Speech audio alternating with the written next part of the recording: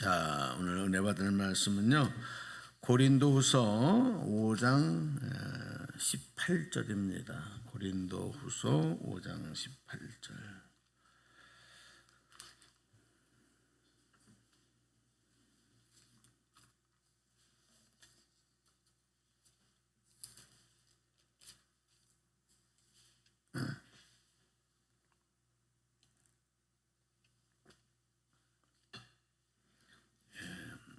고린도후서 5장 18절에서 21절 4절 말씀인데요. 자, 우리 합독하려고 합니다. 소리 맞추셔서 고린도후서 5장 18절부터 21절 읽습니다. 시작. 모든 것이 하나님께로서 났으며 그가 그리스도로 말미암아 우리를 자기와 화목하게 하시고 또 우리에게 화목하게 하는 직분을 주셨으니 곧 하나님께서 그리스도 안에 계시사 세상을 자기와 화목하게 하시며 그들의 죄를 그들에게 돌리지 아니하시고 화목하게 하는 말씀을 우리에게 부탁하셨느니라. 그러므로 우리가 그리스도를 대신하여 사신이 되어 하나님이 우리를 통하여 너희를 권면하시는 것 같이 그리스도를 대신하여 간청하노니 너희는 하나님과 화목하라.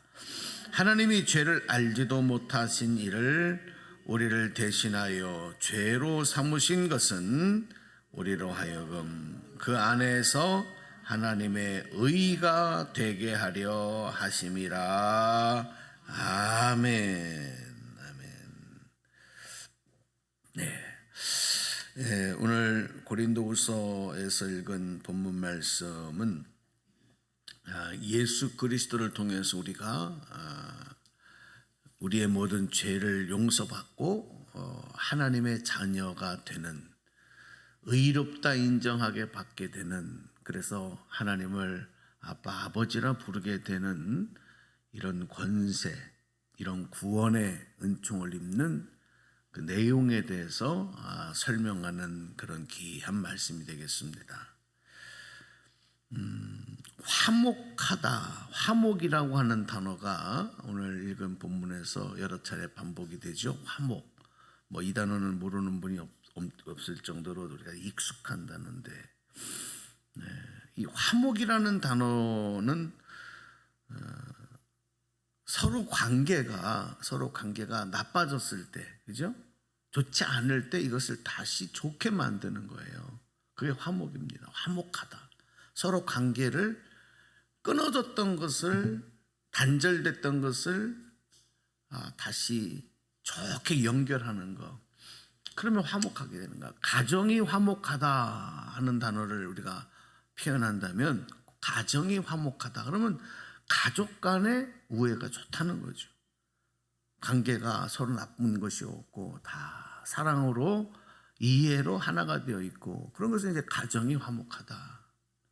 그러면 여러분 얼마나 참 행복하고 참 감사한 일입니까? 여러분의 가정이 화목의 은총을 받기를 축복합니다. 형제간에도 마찬가지. 형제간에도 화목하다. 그런 건 형제간에 단절이 없고 대립이 없고 갈등이 없고 관계가 좋다는 거예요. 네? 여러분 동기간에 화목하십니까? 여러분 동기간에 화목하지 못한 집들이 참 많아요. 그죠?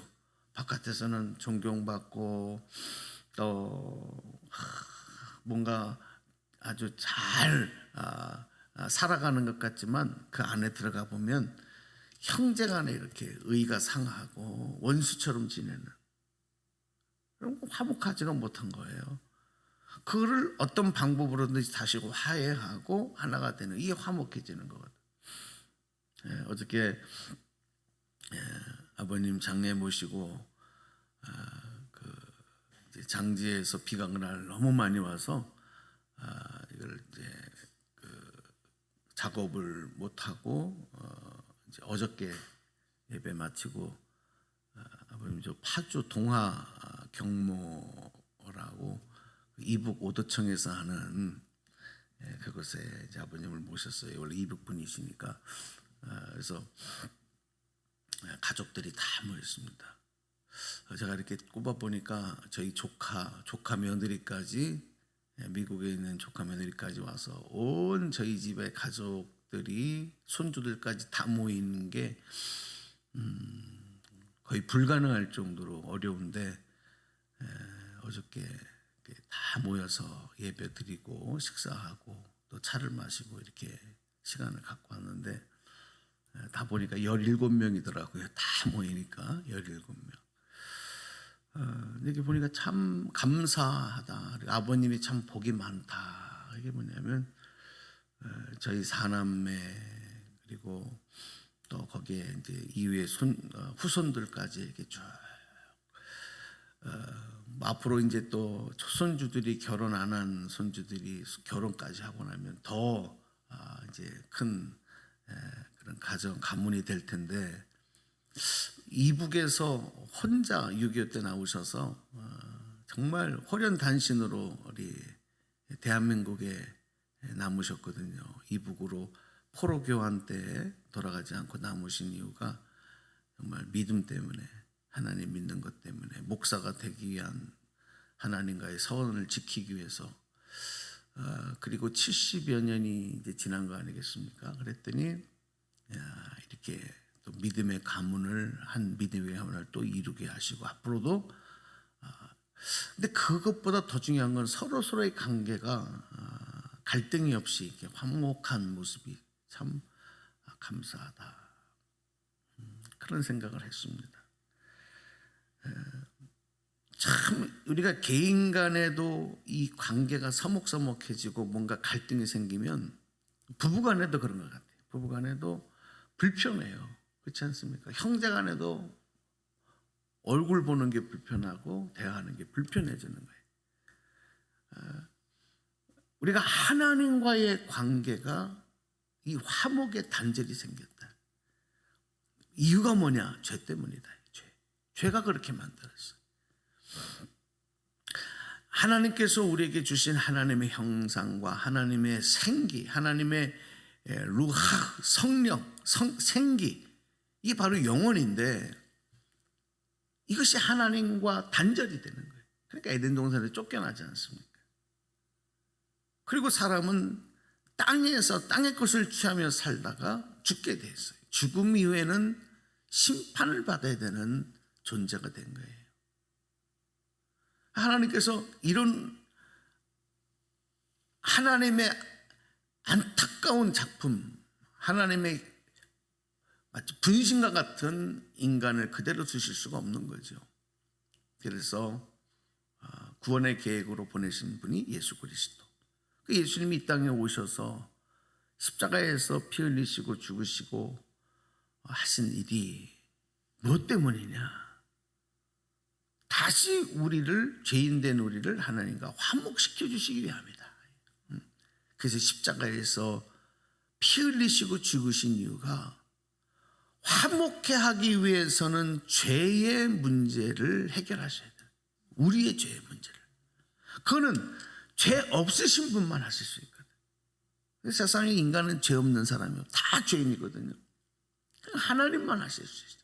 하나님이 육신의 몸을 입고 이 땅에 오셔서 그 일을 이루셔서, 결국 십자가에서 피 흘려 죽으신 일은 죄인된 우리와 하나님과의 관계를 화목하게 하신 겁니다. 할렐루야. 화목이.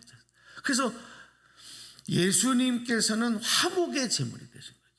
십자가에서 화목의, 완전한 화목의 제사를 드리신 거죠. 그런 예수님의 공로로 하나님은 예수님을 구원자로, 그리스도로 믿고 그 이름을 부르는 자들은 모두 다 이제 의롭다 인정해 주시면서 하나님의 자녀로 삼아 주시는 겁니다. 할렐루야. 그래서 하나님과 이제는 우리가 서로 다시 교통하게 되는 거죠. 우리가 이렇게 이 땅을 살다가 죽어도 이제 우리는 하나님의 심판대 앞에 섰을 때, 우리는 그 죄의 그 문제로 인해서 그 죄의 값을 치르고 영원한 사망에, 둘째 사망에 불못으로 던져지는 존재가 아니라 그 반대, 영원한 생명의 하나님의 나라에서 영생을 누리는 하나님의 자녀 백성 되게 하셨다. 얼마나 큰 축복이에요. 그래서 예수님 믿는 것이고 예수 이름을 부르는 것이고 예수님 하나님의 은혜의 구원의 은혜에 감사함이 이 땅에 살아가야 되는 거죠. 구원받은 우리들은 매일 하나님을 찬송해. 이 땅에서 하나님을 찬송하는 삶을 사셔야 될 줄로 믿습니다. 왜냐하면 우리가 죽어서도 우리의 영혼이 하나님의 나라에서 영원히 해야 될 일이 뭐냐? 무엇을 먹을까, 무엇을 입을까, 무엇을 마실까로 염려하는 것이 아니라 천국에서 우리가 해야 될 일은 천사들과 함께 하나님을 찬양하고 예배하는 일밖에 없어요. 할렐루야. 이 땅에서 천국 백성들이 해야 될 일은 사실은 그거밖에 없는 거예요. 그 일을 위해서 살아가야 돼요. 그 일을 위해서 건강해야 되고, 여러분 천세 만세를 사시기 위해서 건강해야 된다. 그거 잘못된 얘기예요.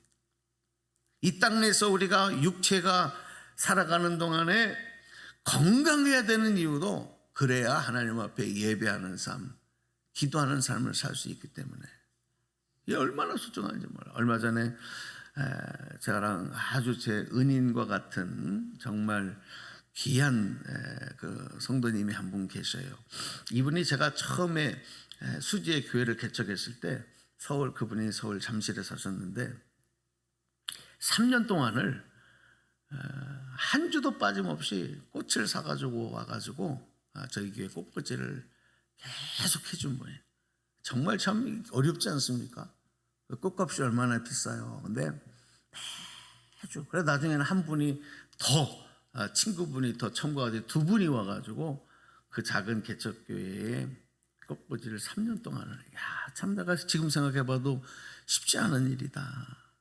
근데 정말 그 가정이 복을 천만이 받더라고요. 그 자녀들이 정말 하나님의 은혜로 또 그 의사 사위를 보고 그 아들도 아주 존경을 받는 일을 하게 되고 남편도 사업이 너무너무 잘 되고 그 사위가 그 여성 그 가슴 쪽 그 전문의로 또 이제 장실 송파에 개원을 했는데 저희 집사람은 VIP예요.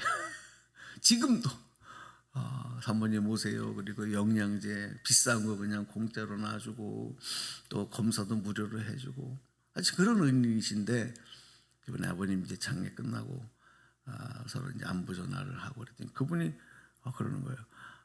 저희도 똑같이 장례를 치렀어요. 예? 그랬더니 어머님이 103세셨는데 저희 아버님 다음날 돌아가신 거예요. 그래서 목사님 아버님 장례 때 저희도 똑같이 장례를 치렀어요. 그러셔서 서로 연락이 안 됐군요. 몰랐습니다. 그러면서 이제 안부를 하는데 이런 얘기를 하셔요. 요에 간증하고 이제 기도할게요. 그 어머님이 103세시니까 요양원에 모셨다가 이제 조금 이제 돌아가실 시간이 가까워졌다. 그 얘기를 듣고 어머님을 집으로 모셔왔대요. 집으로 모셔왔대요. 그래서 한 10일 정도 집에 모시고 있었는데 매일 어머니하고 찬송했다는 거예요. 그리고 예배드렸다는 거예요. 마지막 천국 가시기 전에도 가족들이 다 모여서 찬송하면서 또 어머니 천국 주님 품에 잘 가시라고 작별의 인사를 하면서 그렇게 했는데 장례를 치르고 났더니 그게 제일 마음에 감사. 그러면서 그분의 그 집사님 고백이 그거예요.